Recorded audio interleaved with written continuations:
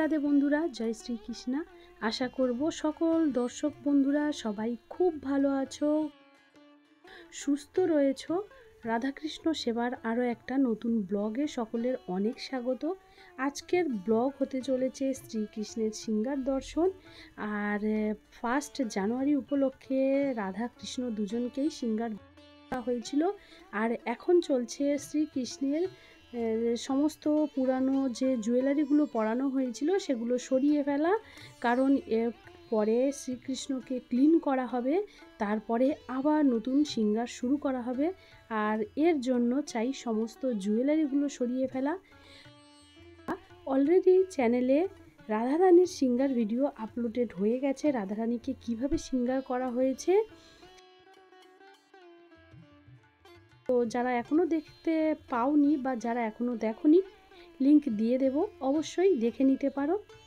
এবারে সমস্ত পোশাক সরিয়ে নেওয়ার পরে কৃষ্ণ ভগবানকে আমি ক্লিন করে আবার ফিরে আসছি।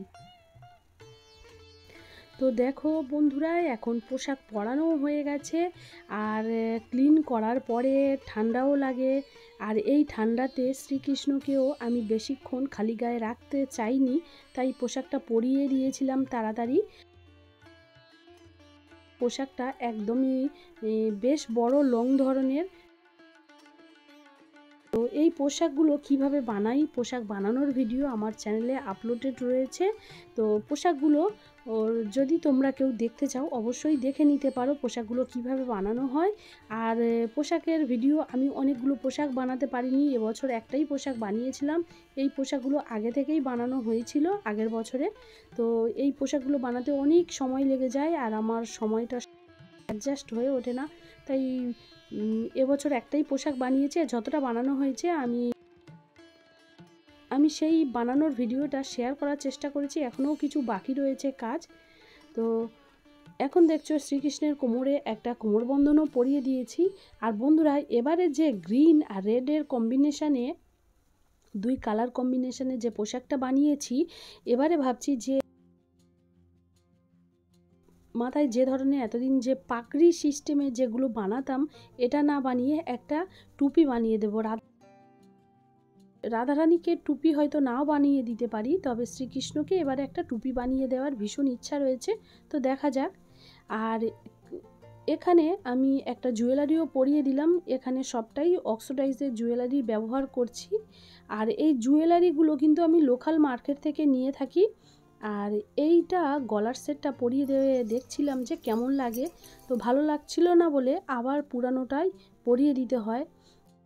আর হাত আর বুকের মাঝে যে গ্যাপটা রয়েছে সোয়েটারে, ওটা সম্পূর্ণ ভরে গেছে, তাই হারটা আর এর মাঝে দিয়ে যাবে না, তাই হারটাকে হাতের ওপরেই রাখতে হলো।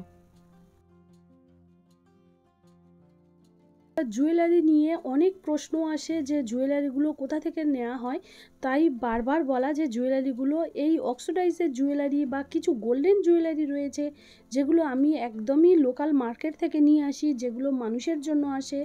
জাস্ট একটু জুয়েলারিগুলো নেওয়ার আগে একটু দেখতে হয় যে এগুলো কৃষ্ণ ভগবানের সঙ্গে ঠিক অ্যাডজাস্ট হবে কি না। তো অধিকাংশটাই অ্যাডজাস্ট হয়ে যায়। আবার বেশি বড় থাকলে সেগুলোকে কেটে নিজের পছন্দ মতন ছোট বড়ভাবে বানিয়ে নিতে হয়। তো এইভাবে জুয়েলারিগুলো অ্যাডজাস্ট করা হয়। আর বাকি জুয়েলারি অনলাইন শপিং করলে কোথা থেকে আনা হয় সে ভিডিও তো আমি শেয়ার করেছি, যদি কেউ দেখতে চাও অবশ্যই দেখে নিতে পারো, চ্যানেলের মধ্যে ভিডিও রয়েছে। আর এবারে পাগড়ির জন্য আমি ঠিক এইভাবে কাপড়টা ঘুরিয়ে নিই, কারণ কৃষ্ণ ভগবানকে যে পাগড়িটা তার জন্য যে উলের যেটা বানিয়েছি সেটা কিন্তু খুব একটা বেশি বড় নয়, ছোট্ট ধরনের। তাই আমি এটা কাপড়টা দিয়ে আগে মাথাটা কভার করে নিয়েছিলাম। আর এরপরে এই যেটা উল দিয়ে বানিয়েছিলাম সেটাকে আমি ভালো করে ঢেকে দিয়েছিলাম। এর ফলে কি হয় যে খুব বড় না হওয়ার জন্য এই যে উলের যেটা পরাচ্ছি শ্রীকৃষ্ণকে, এটা খুব বড় না হলেও যে কাপড় দিয়ে কভার করেছিলাম সেটাও তো কৃষ্ণ ভগবানের কানটাকে কভার করে রাখবে। উপর থেকেও এটা বেশ জামার ম্যাচিংয়ে দেখতেও ভালো লাগবে। এবারে ওপরের এগুলো আমি সুন্দর করে সেট করবো। এগুলো সেট করতে গিয়ে একটু সমস্যা হয়েছিল, অনেকটা সময় লেগেছিল, তাই ঝটপট দেখানো। এগুলো একটু পিনের সাহায্যে সেট করেছিলাম। অনেক দর্শক বন্ধুরা বলে যে কৃষ্ণ ভগবানের কাঁটা হয়তো গেঁথে যাবে, কষ্ট হবে। সত্যি খুব ভালো লাগে যে কৃষ্ণ ভগবানের কষ্টের কথা তারাও এভাবে চিন্তা করে যে প্রভুর কষ্ট হবে। আমিও খুব খেয়াল রেখেই কাজগুলো করি যাতে প্রভুর না কোনো রকম কষ্ট হয়। আর কোনোভাবে নিজের প্রভুকে এভাবে কষ্ট দিতেও চাই না। আর এবারে একটু সামনটা ঠিক করে দিলাম, যেহেতু কপালের ওপরে বেশিরভাগটা উঠে আসছিল, তো সেটাকে সুন্দরভাবে দিয়েছি যাতে কপালটা পুরোটা দেখা যায়। আর আমার প্রভুকে তো অপূর্ব সুন্দর লাগছে, ভীষণ সুন্দর লাগছে, মানে চোখ ফেরানোই যায় না যখন প্রভুকে আমি শৃঙ্গার করি, শুধু দেখতেই থাকি। আর এবারে কিন্তু আমি শ্রীকৃষ্ণকে শৃঙ্গারটা আগেই করেছিলাম। আর দেখছো আমার প্রভুকে কতটা সুন্দর দেখতে লাগছে। এবারে এই যে একটা রাউন্ড মতন, এটাও উল দিয়ে বানিয়েছিলাম, তো এটাকে এখানে আমি সেট করে দিয়েছি। আগের ডিজাইনটা তোমরা দেখেছো যে আগে হলুদ রঙের যে সোয়েটারটা পরানো হয়েছিল সেটা ঠিক কেমন ধরনের ছিল। এবারেরটা একটু সামান্য একটু আলাদা রয়েছে।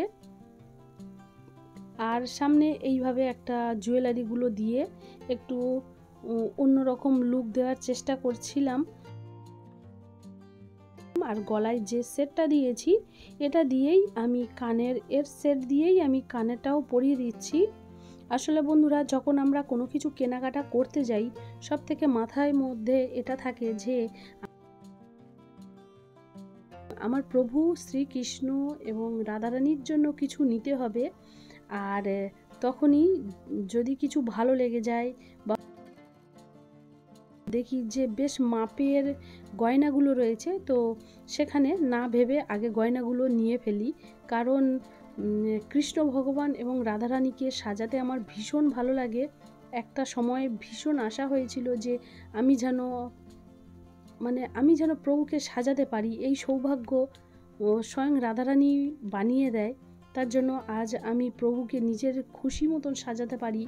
আর আমি এভাবে প্রভুকে আরও সুন্দর সুন্দর শৃঙ্গার করতে চাই। তো আমার প্রভুর তো শৃঙ্গার করা হয়েছে, আর কি অপূর্ব লাগছিল।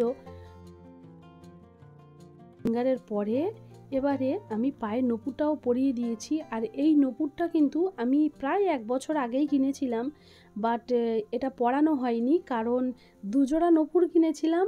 আর 2 জোড়ার মধ্যে 1 জোড়া কৃষ্ণ ভগবানকে পরানো হয়েছে, রাধারানীকে যেটা পরানো থাকে রাধারানীকে কিন্তু সেটা খুলে, আর অপর যে জোড়া আর এক জোড়া ছিল সেটা কিন্তু পরানো হয়নি, তাই এটা থেকে গেছিলো। তো এটা আমার কৃষ্ণ ভগবানকে কিন্তু ভীষণ সুন্দর মানিয়ে যাচ্ছিল, এই নূপুরে পাটা ভরা লাগছিল। আর বন্ধুরা দেখছো যে শৃঙ্গারটা একদম সম্পূর্ণ হয়ে গেছে, আর প্রভুকে কতটা সুন্দর দেখতে লাগছে। বাকি রয়েছে দর্পণ সেবা। আর দর্পণটা আমি অনলাইনে কিনেছিলাম। এবারে দর্পণ সেবা বাকি রয়েছে, তো দর্পণ সেবাটাও সেরে নেব। আর আমার প্রভুকে তো সুন্দর লাগছে। আর শৃঙ্গারটা যদি ভালো লেগে থাকে তাহলে একটা লাইক করে দিও, শেয়ার কমেন্ট করতে একদমই ভুলো না। আর বন্ধুরা, আবার ফিরে আসবো আরও এক নতুন ভিডিও নিয়ে। সবাই খুব ভালো থেকো, সুস্থ থেকো। রাধে রাধে।